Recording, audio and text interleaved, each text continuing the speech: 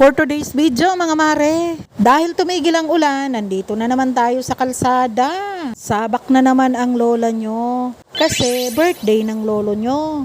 Kaya naman isinama ko muna siya sa labas, mag-ikot-ikot muna kami kahit wala kaming pera. At dito ko lang naman siya dinala sa pinakamalapit na mall para naman ma-relax man lang kahit saglit. At naghanap na nga ako ng parking mga mare. Kasi nakamotor lang tayo lagi at ito na nga, nakapurma na ang ating motor kaya nakapasok na tayo dito sa mall. Ang daming bilihin. Kaya naman ang sarap mamili kung merong pambili. Dahil wala pa tayong pambili mga mare, ayan hanggang tingin-tingin na lang muna tayo. Ikot-ikot na lang muna. Ganon talaga ang buhay. At dahil hindi pa nga nanananghalian ang kasama ko mga mare, sadyang niyaya ko siya para mapakain ko naman. At meron akong naipon na points doon sa aking isang apps. Sahod tayo ng konti mga mare kaya malilibre natin ang pagkain ang lolo nyo. At nandito na nga kami sa isang kainan kaya pwede na sa kanya ang sabaw. Sabaw lang sana ipapahigop ko mga mare kaya lang kawawa naman. Sinamahan ko na rin ng manok at pina-unli rice ko na rin. Pero dahil akala ko ako yung unli rice, ako yung humingi ng extra na kanin. Mas malakas pala talaga akong kumain kaysa sa kanya mga mare. Pero sa tingin ko naman, natuwa naman siya sa libreng pagkain. At pagkatapos ng kumain mga mare, lumabas na kami agad. At ayan to the atras na ang motor ni Lola. Siyempre ang lolo nyo ay nagbibideo. Saglit kaming papasok sa trabaho kahit 1 oras lang. Habang walang ulan, ibuelo muna natin ang pagpasok sa trabaho.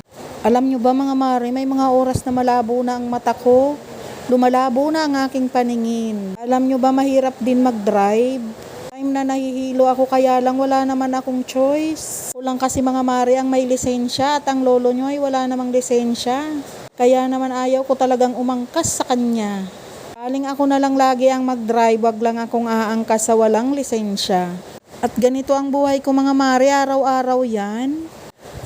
Mula 2005 nagmumotor na ako mga mare hanggang ngayon. Kaya halos hindi ko na alam ang pamasahe sa jeep. San nga mga mare, sumakay ako ng jeep. Magbabayad ako ng 8 pesos, hiyang-hiya ako sa driver. Ana palang 8 na pamasahe.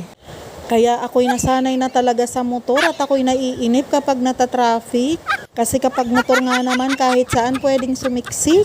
Basta't ingat lang lagi mga motorista. Nating hahabulin ang mga nasusundan natin kasi hindi naman natin sila kasama.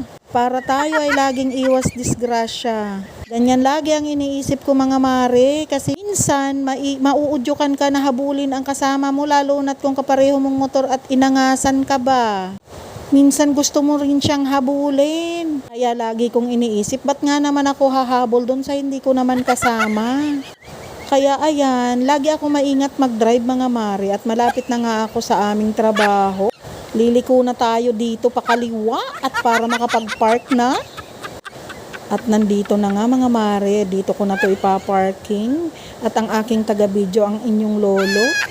At sabi ko nga sa kanya, ibidyohan niya ako habang pataas. Kasi nga mga mare, alam nyo ba, hirap na akong umakyat sa hagdan. Kasi nga sumasakit na talaga ang aking mga tuhod. Tingnan nyo naman yung hagdan na yan.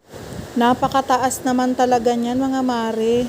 Kaya halata na talaga ang aking paglakad ay hindi na kagaya ng dati. Hindi ko madiretso na akyatin yung hagdan na yan. Dahil talagang masakit na sa tuhod at ako'y hinihingal. Iba na talaga pag nagkakaedad na mga mare. Kaya kayo mag-diet kayo, wag nyo akong gayahin.